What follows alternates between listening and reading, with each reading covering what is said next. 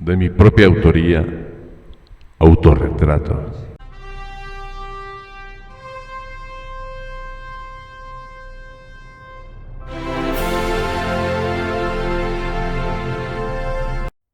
Cuando buceo en mi memoria, veo las cicatrices que la vida me ha infligido. Estas siguen lastimándome como la pintura que deja expuesta la pátina del tiempo. Al volver mi vista atrás, veo con nostalgia todo lo que pudo ser y no será. Veo padres sin hijos e hijos sin padres. Ambos son huérfanos hasta de lágrimas. Me regocijo recordando mis triunfos y reviso con humildad mis fracasos. Así logro ver todo con ojos serenos.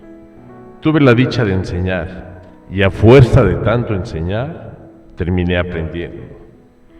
Perdí hermanos y amistades en el camino, mas la fortuna me compensó con entrañables amigos y con hermanos por elección.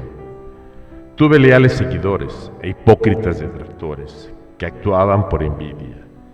Por cierto, envidia rima con perfidia. Amigos tuve más bien pocos. Tuve amigos de la infancia que la vida extravió por diversos senderos.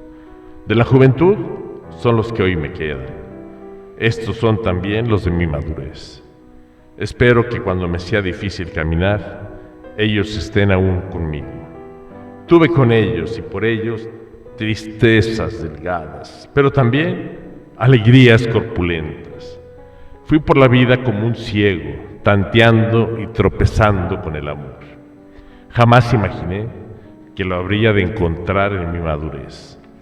Viví según mis términos.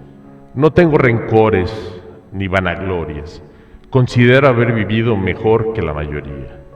Disfruté de una vida plena.